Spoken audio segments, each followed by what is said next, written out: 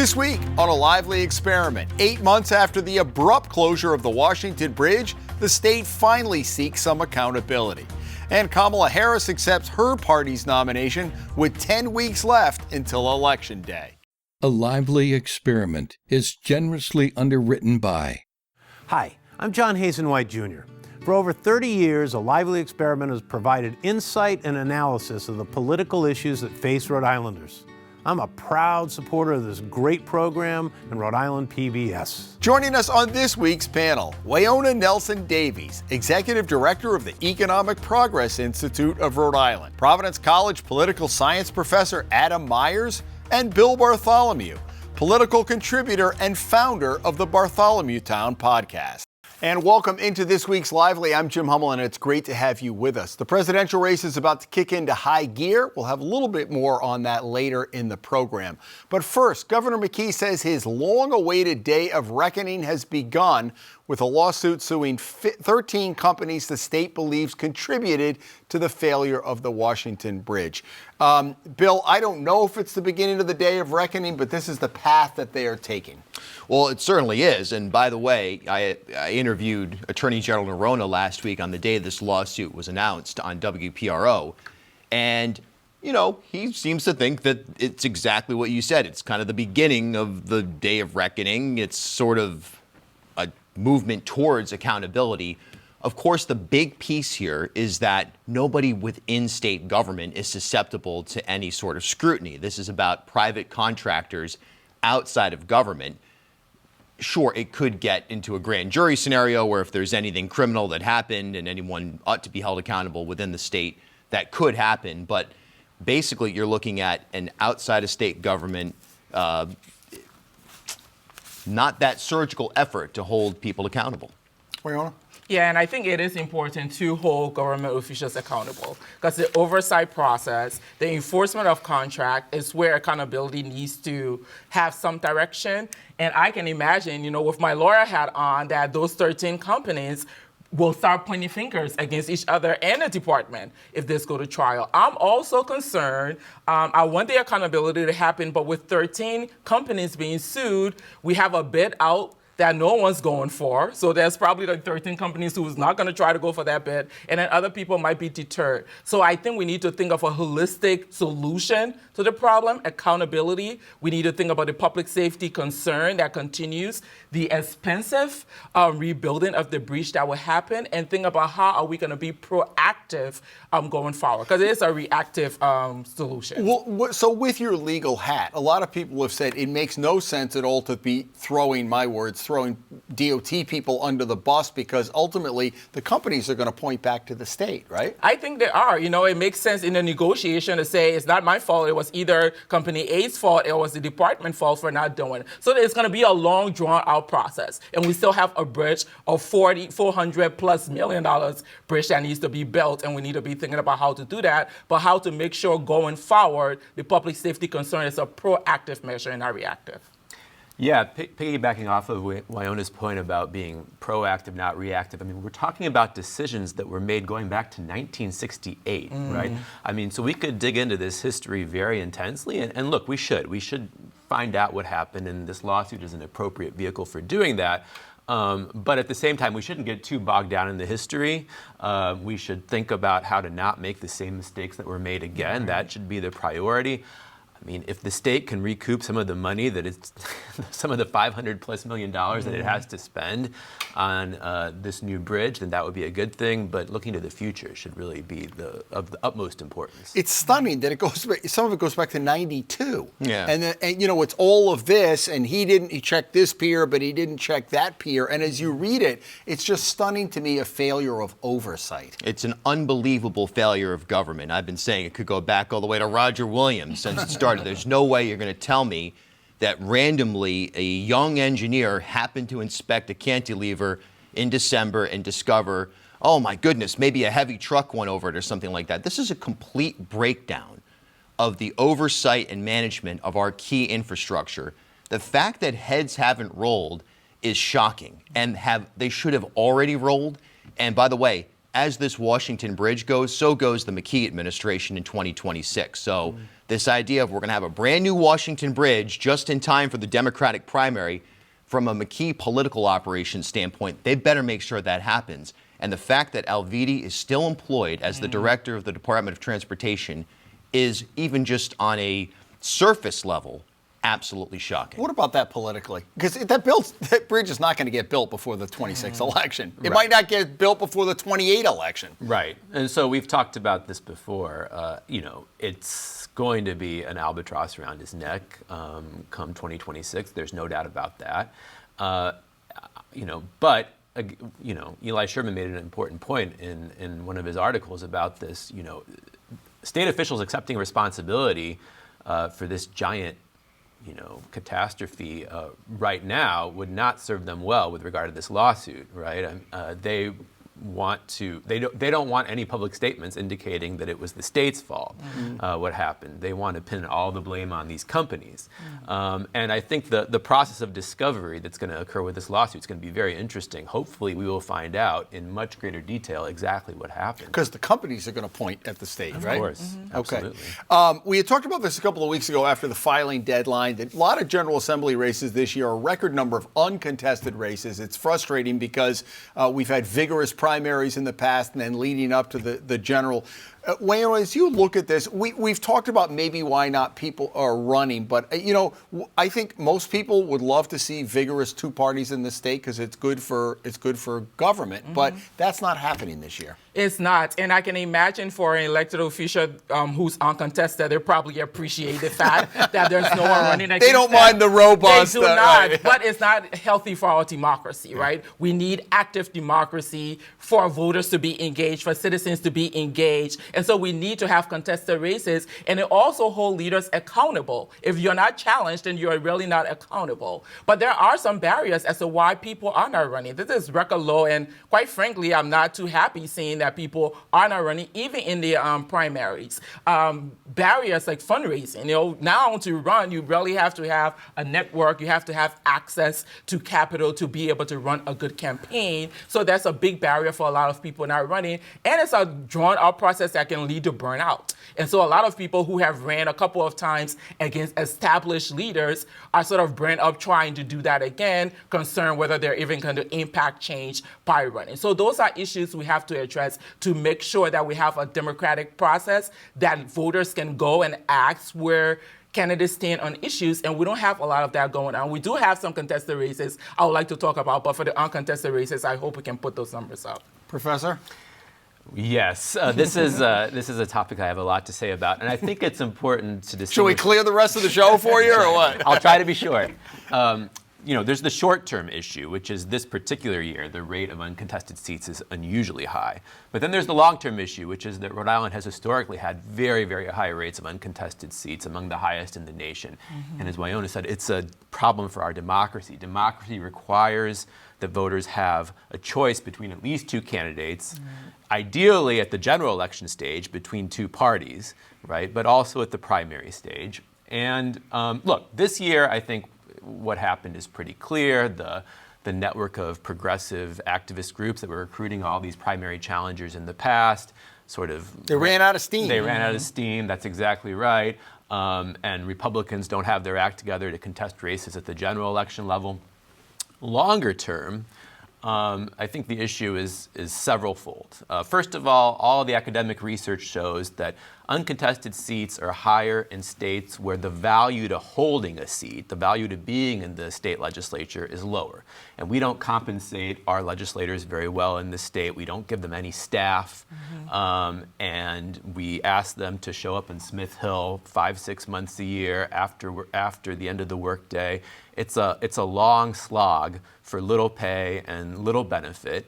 And so one way we could decrease our number of uncontested seats is to give legislators a little more in the way of compensation or staff. Another way, and you were kind of alluding to this, is public funding, right? Our neighbor to the west, Connecticut, has public funding for its state legislative races, and they have much lower rates of uncontested seats than we do. Building off of that, your former point, it's true that what we saw in 2018, 2020, even the last election with progressives has fizzled out in a lot of ways. And the reason is not because there's less interest, but because you have developed characters over these years who have developed egos and followings, and they collide with each other. You know, you see the Working Families Party camp, well, they, you know, maybe that they don't get along with the political co-op, so on and so forth. So you don't have an organized, cohesive, progressive effort. And progressives never really found a way to tailor their message to Richmond. What works in Providence on a message doesn't necessarily work in Hope Valley. And it's an interesting study in how when you build a movement, human beings naturally want power within that movement. And so there's a division there. And then, I mean, look, let's be honest about it. The Republican Party in Rhode Island is, to call it a joke is offensive to the great comedians of our time. It's an embarrassment. I don't understand what Joe Powers is doing. I've never interviewed him or had any real interactions with him, but when I've heard him, I'm amazed that this person could be one of 100 party chairpersons of a major party in this country. And we do need Republicans. We don't necessarily need far-right Republicans, but we need practical small government Republicans. As for paying the legislator more, it makes sense. I'm more of a small government guy. I'd hate to see an expansion of government. At the same time, hey, maybe that's what's going to take to get more quality people up there. We've had some high-profile people go down. I remember Marcia Ranglin-Vassell picked off Johnny Jobs DeSimone years ago, and then Barbara Ann Fenton-Funk taking out Mattiello. But those are so few and far between. So I think if you're somebody looking to take on these entrenched people who have been there for long, it seems like a pretty tough slog. It is. And so one of the races I'm looking at very closely is the Senate District 4 race, which is actually my district. So we have the Senate President, Ruggiero, who have been a public servant for 40 years, being challenged for the third time by Lenny Seal, who came very close in 2020. I think close enough, like 341 votes is what he lost the Democratic primary. That is a race I have been picking up. Seal have asked the Senate President to follow President Biden, follow his lead and step down.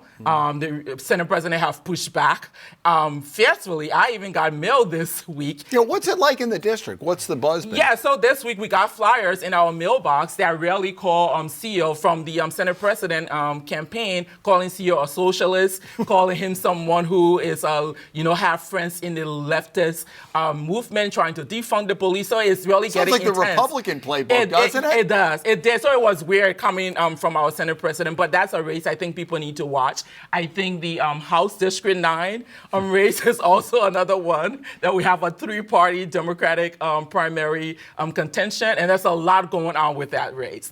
Former Representative Williams is really, pushing back and, have 5 complaints saying, there's mail ballots, 5 complaints about stolen yards.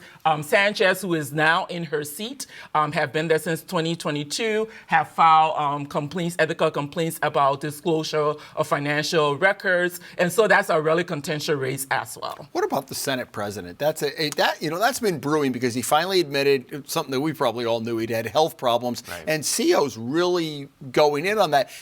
But at the same fact, he's represented that district a long time. I know it's been rejiggered a little bit. He's a lot of power and can bring home the bacon. So that's a tough thing to overturn. That's right. And this is the third time those two have gone up against each other, and the previous 2 times the Senate President has won. So despite all the health issues and so forth, I would assume he has an advantage in that district.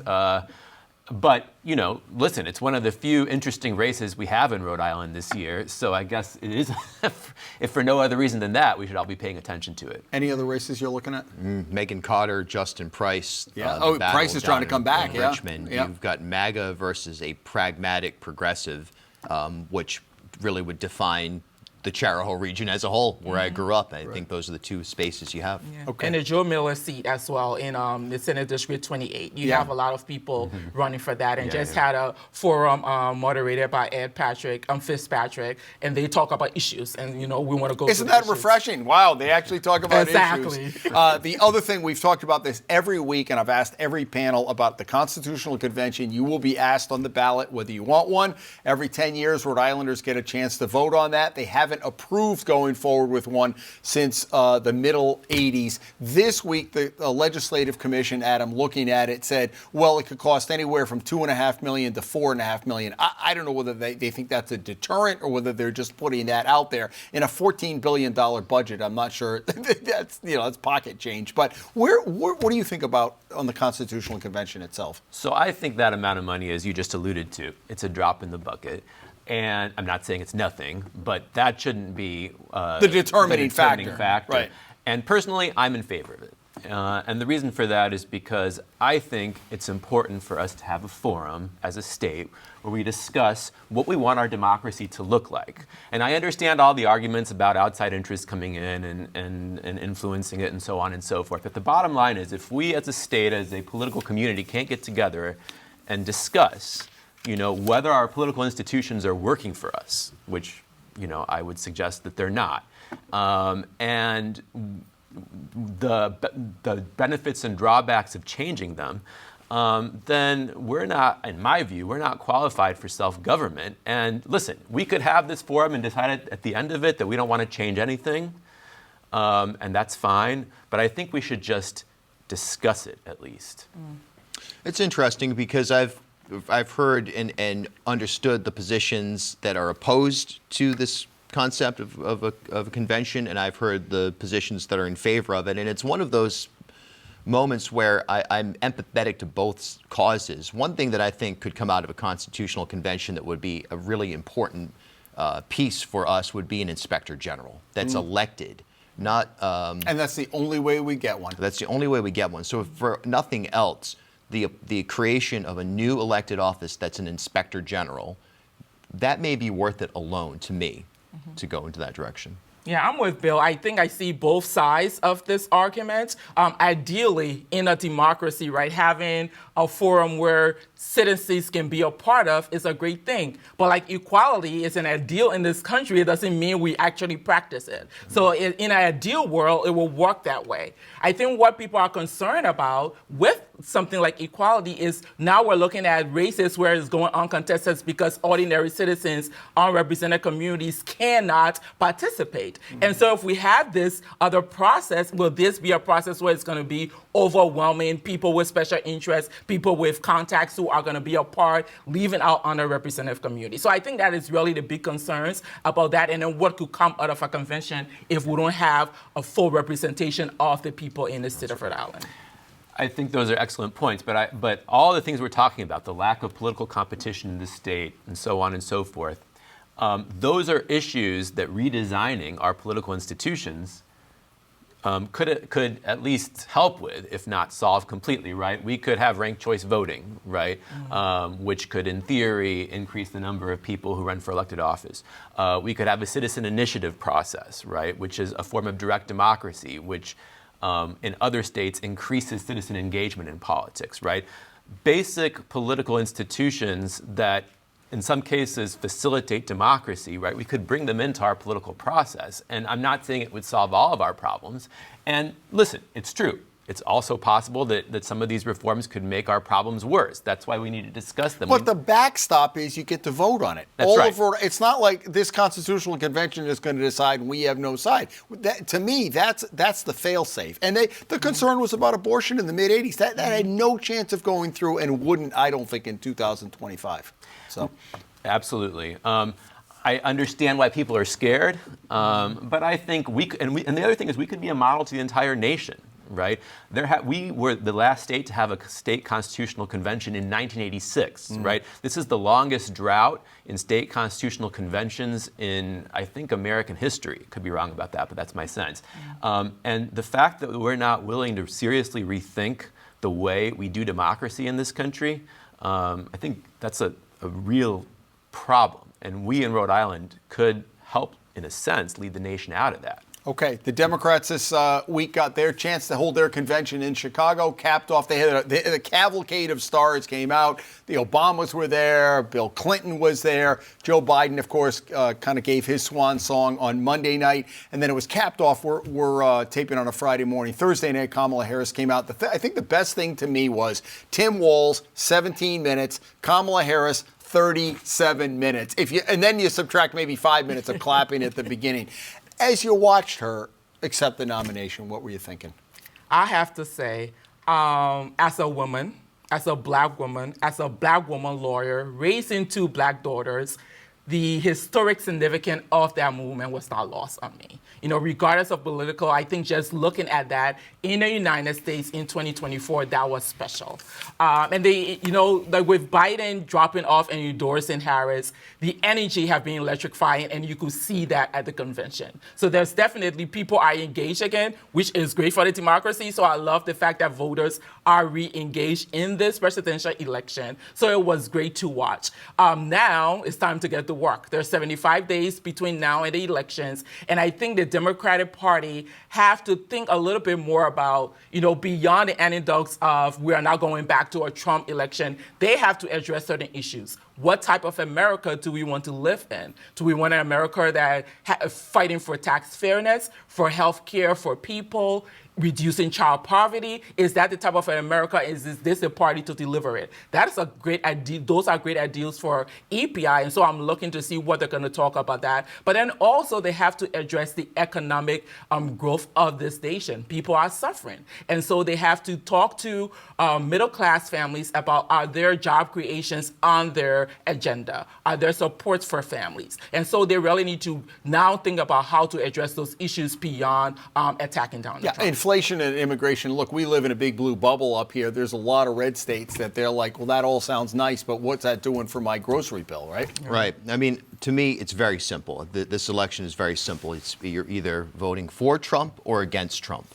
Any choice that is not voting for Donald Trump is in one bucket, and voting for Donald Trump is another bucket. And it's a major election in that sense. It can't be overstated just how dangerous Donald Trump is and would be. Now, the Democrats have significant problems as well. They're also, on the world spectrum, they're still a pretty conservative party, and so on and so forth. But anybody who's a leftist or an independent or a libertarian or an anarchist or a constitutional conservative or anybody other than a MAGA person should be looking at this election and saying this is about one thing, and it's defeating Donald Trump. And the Democrats have done a good job of teeing up enthusiasm for that. I largely agree with what my colleagues here have said, and I thought the convention was a big success for the Democrats, clearly the party is very enthusiastic right now, very joyful right now. That was a big buzzword, but I think that the honeymoon phase for Harris and Walz is not going to last much longer. We know how these things go. The tide will turn. There will be some news story or set of news stories that are going to change the political dynamic. There's going to be a September or October surprise. We don't know what it is yet, but it's going to happen. And so the race, I will predict one thing. The race in October is not going to look like what it looks like now. So we have just about 30 seconds left. So the debate is going to happen, and then we're going to kind of be off to the races. What would you like to see Kamala Harris do over the next 2 months? What does she need to do to kind of bring in the independents and those kind of on the fence? She has to unify the country. I think her message has to be like everyone wins if there is a Harris administration, because how dangerous it can be. She has to talk about people about how we're going to afford groceries and gas, and she has to do that in a way that resonates with people. And I think her campaign has to make sure people show up and vote. Like, voters have to get to the polls. So registering, talking directly to voters is important. Okay, folks, it is a quick show. That is all the time we have. Bill, good to see you. Weayonnoh, welcome. And Adam, welcome back. Finally, this week, we are pleased to introduce you to this year's Rhode Island PBS Scholarship winner, Timothy Yeen from Cranston East, who will be heading to Rhode Island College next week. The annual scholarship provides up to $60,000 toward college over 4 years for students interested in going into broadcasting, communications, or journalism. As I found out from Tim a couple of weeks ago, his passion is sports reporting. Here's my conversation with him. And welcome back. I'm with Tim Yeen here. And Tim, first of all, congratulations. Thank you so much, Jim. It's a pleasure to be here. You beat out a lot of, it's a good competition. It's a stiff competition. Of all the scholarships I've interviewed over the years, you're the first one who loves and is interested in sports. Tell me why. So back in 8th grade, middle school, I just transferred to Hubie Bain. I was basically new there, knew nobody. My algebra teacher assigned a homework assignment describing the algebra problem, and I described it like a tortoise and a hare story. And so the teacher really loved that, so that's what got me into sports broadcasting. But a little while before that, Super Bowl 52 was really my first entry into loving sports. Unfortunately, it was a tough loss for the Patriots, but I think that's what kicked off everything in terms of my career. Great. And so you're going to be going to Rhode Island College in the fall, and there are a lot of great things. The Anchor newspapers there, Anchor TV, but overall, you're going to look to major in what? Are you going to communications major, or what are you thinking? Yeah, I'm going to major in communications. Like you mentioned, I want to work for the Anchor TV, everything. I think just being able to expand my opportunities there, being able to make an impact to the rec community is a huge source of just being a part of everything there at Rick. Being a reporter, as you know, and being a sports reporter gives you a front seat that a lot of people don't have to so many events. What was that like at Cranston East, being right there in the middle of the action? Definitely gives a lot of exclusivity. Not being around too many people, just being around everyone I worked with, my friends that worked with me. And, it's really just a chance to take it in, analyze, without having too many, interruptions around you. But, it was certainly a unique experience, and I think being able to also connect with the athletes too, not only on the court, but off the court, in school. I think that's what separates a lot of high school sports from, anything else. Tell me about this scholarship, what that means to you. It's a pretty big financial commitment. It means a lot to me, Jim. Being able to not worry financially about college. My parents are here right now. They should be very much relieved. They've worked so hard throughout my life, through my sister's life. She's also here. And to be able to tell my parents that they don't have to pay a dime for college, I think is really special. And I'm really able to just enjoy college. Last thing, technology has changed so much, and it's continuing to change. Where does that fit in terms of your reporting? The social media has become such a big deal. How did that work when you were at Cranston East, juggling the traditional reporting and the social media side? So utilizing social media has definitely become a really big factor in how we reach our audience, mainly high schoolers. Through Instagram, we're able to post final scores and everything. Results, news, everything. We even were able to host a podcast on Spotify and other other apps, Thunderbolt Sports Talk, if you want to take a listen to it. And think just technology as a whole, the way it's advanced, you're able to reach so many more people in such a shorter amount of time, whereas, with traditional outlets of news, such as, just watching on cable or through the newspaper, I think with social media, you can get all of that at a much quicker pace. We look forward to great things from you. Thanks for joining us, and good luck this fall. Thank you so much, Jim. Folks, we appreciate you joining us. Come back here next week as the lively experiment continues.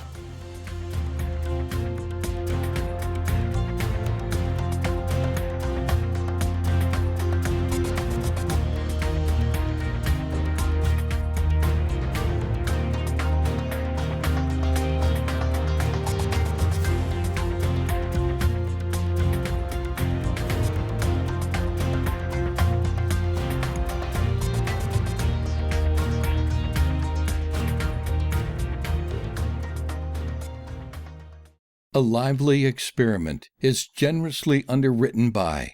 Hi, I'm John Hazen White Jr. For over 30 years, A Lively Experiment has provided insight and analysis of the political issues that face Rhode Islanders. I'm a proud supporter of this great program and Rhode Island PBS.